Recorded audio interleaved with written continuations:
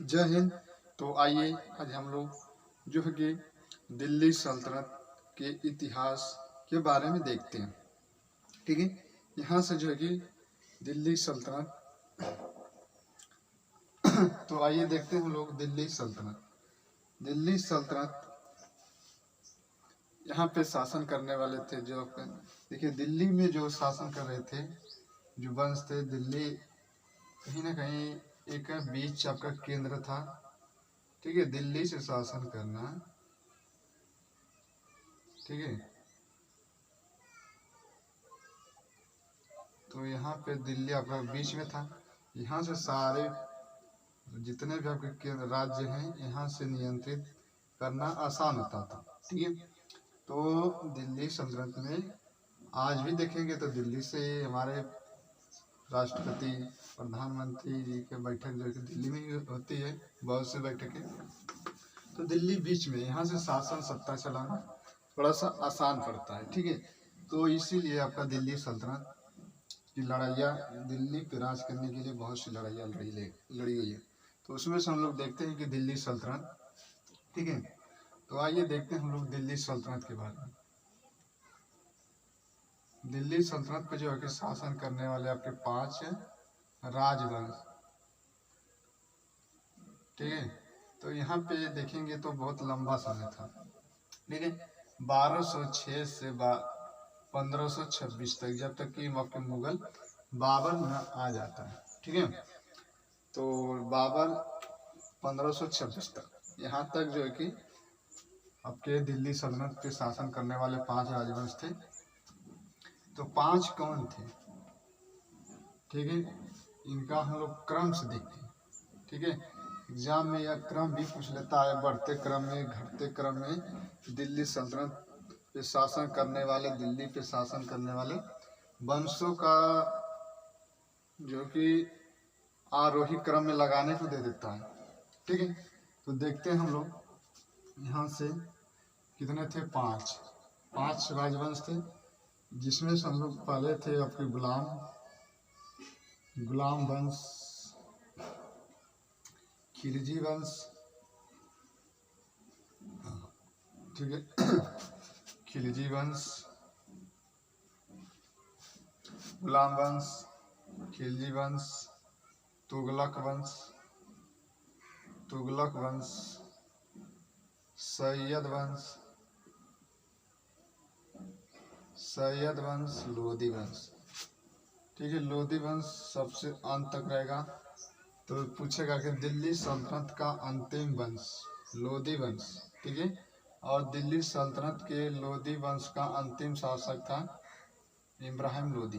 ठीक है, इब्राहिम लोधी था, तभी उसी के समय में ही आपका आता है बाबर। ठीक है, और पानीपत की प्रथम युद्ध इब्राहिम लोधी के साथ लड़ता है बाबर। ठीक है, तो यहाँ पे समय भी हम लोग साथ में देखते हैं। तो 1206 से 1290, 1206 से 1290 की ये कौन से वंश शासन करेंगे? तो गुलाम वंश। देखिए ऐसा नहीं कि गुलाम वंश के अंदर देखेंगे तो अभी 3 वंश थे। ठीक है, कुतुबी वंश, शमसी वंश, और एक आपके जो लास्ट वाले वंश आते हैं बलवन, कैकवाद, क्यूमर्स, ये बलवनी वंश के थे। ठीक है, तो 1290 यहाँ से देखेंगे खिलजी वंश में, तो 1290 इनका समय काल निकालेंगे तो ये हो जाएंगे आपके 84 वर्ष। ये 84 वर्ष 11 शासक, मतलब कि गुलाम वंश जो है कि कुल 84 वर्ष शासन किया था, और उसमें भी शासन करेंगे तो 11 आपके शासक थे। ठीक है, तो यहाँ से गया 1290, 1320। ठीक है, जब इनका निकालेंगे तो ये आपके आएंगे 30 वर्ष। खिलजी वंश 30 वर्ष शासन किया था। ठीक है, 30 वर्ष आपके शासन करने वाले कौन थे? तो खिलजी वंश थे। ठीक है, तुगलक वंश में देखेंगे तो 1320, 1414। ठीक है, जब इनका आप कैलकुलेशन करके समय निकालेंगे तो ये निकल कर आता है 94 वर्ष। 94 वर्ष तक शासन किए थे। ठीक है, तुगलक वंश 94 वर्ष शासन किए थे। सैयद वंश 37 वर्ष 37 वर्ष शासन किए थे। समय है आपका 1414 1451। ठीक है, और जो अंतिम वंश बचता है वह था आपका लोधी वंश। ठीक है, कौन सा वंश है? तो लोधी वंश है। ये 1451 1526। ठीक है, तो यहाँ से समझ में आ गया। इसमें आपके 3 शासक थे, सिकंदर लोधी, सिकंदर लोधी। ठीक है, और पहले बैठेगा बहलोल लोधी, बहलोल लोधी, सिकंदर लोधी, सिकंदर लोधी, इब्राहिम लोधी, इब्राहिम। ठीक है, इसमें 9 शासक। सैयद वंश में आपके देखेंगे तो 4 शासक। ठीक है, सैयद वंश में आपके खिजर खा आएगा। ठीक है, तुगलक वंश इसमें आपके 5 शासक। ठीक है, तो यह देखिए यहाँ से सबसे कम कौन से वंश शासन कर रहा है? तो खिलजी वंश। सबसे अधिक तुगलक वंश। बस इसको याद रखना। इसमें 94 वर्ष सबसे अधिक। सब दिल्ली सल्तनत पे सबसे शासन करने वाले सबसे अधिक वंश, अधिक समय तक कौन से वंश है? तो ये वाले तुगलक वंश। सबसे कम खिलजी वंश। ठीक है, सबसे कम खिलजी वंशों ने शासन किया था। तो आइए हम लोग देखते हैं कि 11 शासक में हम लोग गुलाम वंश से स्टार्ट करेंगे। ठीक है, यह हम लोगों ने खाका एक बना लिया। यहाँ से जो है कि पढ़ने में थोड़ा सा आसान पड़ता है। ठीक है, डाटा आपका क्लियर रहेगा, घबराइए मत। ठीक है, तो डाटा आपका क्लियर रहेगा अगर ऐसे पढ़ते हैं तो। कापी कलम आप लेकर बैठिए और मेरे साथ साथ जो है कि नोट करते हुए चलते रहिए। ठीक है, तो आइए देखते हैं 11 शासक में। ठीक है, तो पहले तो आता है ऐबक। ऐबक इसका समय है 1206 से 1210, लगभग 4 साल का समय था। ऐबक जो है कि यह चौगान, चौगान उसी को हिंदी नाम में कहा जाता है पोलो। यह घोड़े से जो है कि पोलो आपका खेलता था, चौगान। और जो है कि यह घोड़े से गिरा और जो है कि कुतुबुद्दीन ऐबक की मृत्यु हो जाती है। तो यह एग्जाम में पूछता है कि उस शासक का नाम बताइए जिसने घोड़े से चौगान अर्थात पोलो खेलते समय गिरा और वहीं पे उनकी मृत्यु हो गई। तो वह किस शासक का नाम है? तो वह था कुतुबुद्दीन ऐबक। इसका पूरा नाम है कुतुबुद्दीन ऐबक। ठीक है, तो यहाँ पे ऐबक हो गया। दूसरे नंबर पे शासक आराम शाह, आराम शाह। ठीक है, ये आपके 1210। तो देखिए 11 शासकों में हम लोग देखेंगे कि कुतुबुद्दीन ऐबक, आराम शाह, ठीक है, इल्तुतमिश। तो ये लोग जो कि आपके गद्दी पर बैठेंगे। ठीक है, तो 11 शासक में ऐबक हो गया 1206 से 1210, आराम शाह 1210। इनका कार्यकाल 8 माह तक था। ठीक है, समय हो सकता है पूछ ले कि आराम शाह का समय कितने वर्ष तक, कितने महीने तक था? तो यह 8 महीने थे आपके बहराम शाह। तीसरे नंबर पे आते हैं इल्तुतमिश।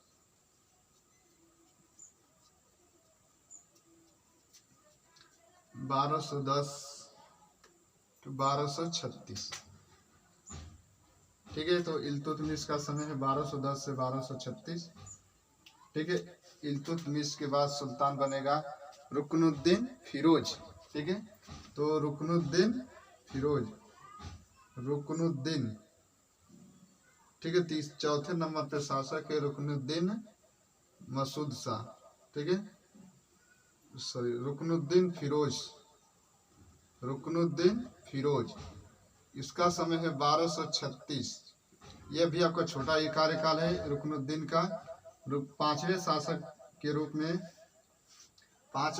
के रूप में बनेंगे आपके रजिया, ठीक है, रजिया सुल्तान, प्रथम मुस्लिम महिला शासिका रजिया सुल्तान का समय। यहाँ से इससे जो कि आपके 3-4 प्रश्न बनते हैं जो कि रजिया सुल्तान से, ठीक है। तो उसको देखते हैं हम लोग। देखिए रजिया सुल्तान एक मिनहाज उस सिराज, जो कि तबकात नासरी के लेखक हैं, मिनहाज उस सिराज, ठीक है। तो उनके अनुसार यह बताया जाता है कि रजिया का जो कार्यकाल था 3 वर्ष 6 माह 6 दिन, 3 माह 6 माह 6 दिन किसका कार्यकाल था? तो रजिया का। रजिया जो है कि रुकनुद्दीन का जब फिरोज इसका शासक था, तो रजिया जो है कि दिल्ली सल्तनत में जो कि शुक्रवार के दिन लाल वस्त्रों को धारण करके जाती है और जनता से क्या मांगती? न्याय मांगती। और वह जो कि जनता वहाँ के न्याय रजिया को दिलाती है, और रजिया जो कि अगले शासक के रूप में बन जाती है 1236 से 1240 में। इसने कहा कि मैं आपकी मांगों पर मैं खड़ा उतरूंगा, ऐसा रजिया सुल्तान ने दिल्ली सल्तनत वालों से वादा किया। तो मुझे लगा कि नहीं सही है, तो रजिया सुल्तान को जो है कि आपका गद्दी पे बैठा दिया जाता है, ठीक है। 6वें नंबर पे, ठीक है, बहराम शाह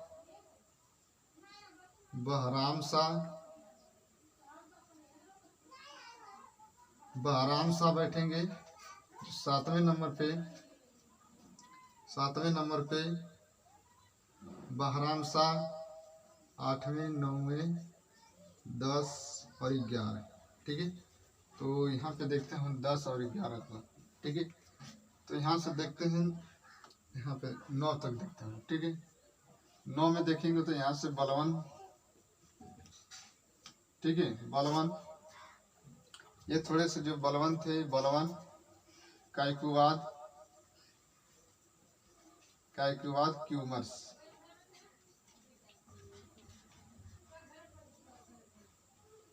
क्यूमर्स, ये जो 3 थे आपके, ये आपके बलवनी वंश के थे। किस वंश के? तो बलवनी वंश के थे, ठीक है। ये आपके बलवनी वंश के थे 3 लोग, ठीक है। तो बहराम शाह, ठीक है, बहराम शाह आपकी हो गई, रजिया सुल्तान हो गई, बहराम शाह, ठीक है। नासिरुद्दीन मसूद शाह 8वें नंबर पे शासक है, नासिरुद्दीन मसूद शाह, ठीक है। एक 7वें नंबर पे शासक है, ये बहराम शाह का समय है 1240 to 1242, ठीक है। 1242 तक किसका शासनकाल है? तो बहराम शाह, ठीक है।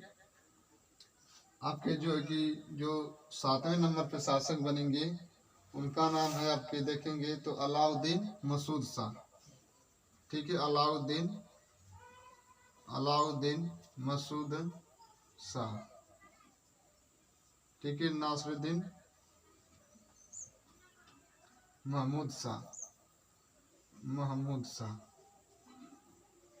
नासिरुद्दीन महमूद शाह, ये आपके, इनका कार्यकाल है 1242, ठीक है, 1246, ठीक है। नासिरुद्दीन मसूद शाह का 1246 to 1265, या तो कहीं कहीं 66 दिया रहता है, ठीक है। तो नासिरुद्दीन मसूद शाह 1246 से 1265, कहीं 66 भी दिया रहता है, तो इससे घबराने की बात नहीं, क्योंकि किताब में थोड़ा सा डाटा अलग भी रहता है, ठीक है। तो 1265 से 1265 to 1287, ये आपके बलवन। कायकुवाद देखेंगे तो 1287 to 1290, क्यूमर्स देखेंगे तो 1290, ठीक है। तो ये आपके, ये बलवनी वंश के थे, ठीक है। इसमें 3 वंश थे, कुतुबी वंश, शमसी वंश और आपके बलबनी वंश, यह आपके जो कि गुलाम वंश के शासक थे 11। ठीक है, तो यहाँ से देखिए बहराम शाह के यहाँ से एक प्रश्न बनता है कि इसने एक नया पद का सृजन किया था, नाइब ए ममालिकात। नाइब ए ममालिकात का पद का सृजन, एक नया पद है, अंगरक्षक का पद था, तो उसे बहराम शाह ने जो है कि उसको सृजन किया था, उसका साथ गठन किया था। नाइब ए ममालिकात का पद गठन करने वाला आपका था कोई, तो बहराम शाह था। और बहराम शाह ने उस पद पर किसको नियुक्त किया था, तो एतगीन को। ठीक है, और जो है कि यह नया पद जो है कि सृजन किया था, जिसका नाम था नाइब ए ममालिकात। नायब ए ममालिकात। ठीक है, नायब ए ममालिकात का पद का सृजन कौन करता है, तो बहराम शाह करता है।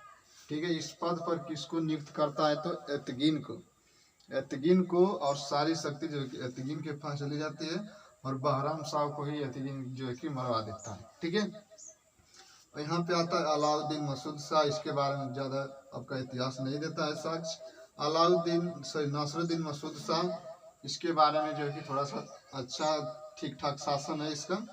ठीक है, तो यहाँ से जो है कि आपका नासरुद्दीन मसूद शाह, ठीक है, जो है कि आपका यहाँ से एक इल्तुतमिश के यहाँ से प्रश्न बनता है कि यह 40 तुर्कों का एक तुर्गान है चहलगामी। 40 तुर्कों का दल, 40 तुर्कों का एक दल था। ठीक है, इसका गठन जो है कि इल्तुतमिश के समय में हुआ था। ठीक है, तो इल्तुतमिश और बलबन जो है कि इसका क्या करता है, समाप्त करता है।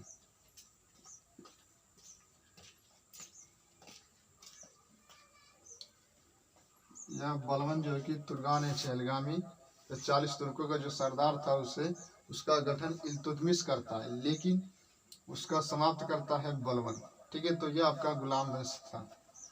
ठीक है, तो दो चार बोलते जाइए। ठीक है, तो उस शासक का नाम बताइए जिसने पोलो अर्थात चौगान खेलते समय घोड़े से गिरा और उसकी मृत्यु हो गई। तो ऐबक था। ठीक है, ऐबक था। और नाइब ए ममालिकात का पद का सृजन का गठन करने वाला शासक कौन था, तो कोई था, तो आपका बहराम शाह था। ठीक है, तुर्गान ए चहलगामी का गठन किसके द्वारा किया जाता है, तो इल्तुतमिश उसका गठन करता है, और तुर्गान ए चहलगामी को समाप्त करने का श्रेय जाता है बलबन को। 40 तुर्क जो है कि इसमें पुराने लोग थे, और बलबन को यह डर था कि कहीं ये 40 तुर्क को हमें उस पद से हटा न दे, इसलिए इस पद को क्या करता है, बलबन समाप्त कर देता है। ठीक है, तो यह गुलाम क्यूमर्स की हत्या जो कि ये बच्चा था, इसकी हत्या जो है कि आपका खिलजी वंश के शासकों ने, अलाउद्दीन खिलजी, जो कि इसको चादरे में आपका मरवा का और फेंकवा देता है। ठीक है, तो यह छोटा था, तो यहाँ से खिलजी वंश स्टार्ट हो जाता है। तो अब अगले हम लोग नेक्स्ट वीडियो मिलेंगे।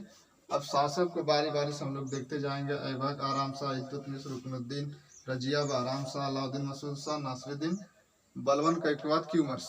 तो हम लोग इस देखेंगे अगले नेक्स्ट वीडियो में। ठीक है, तब तक के लिए जय हिंद, जय भारत।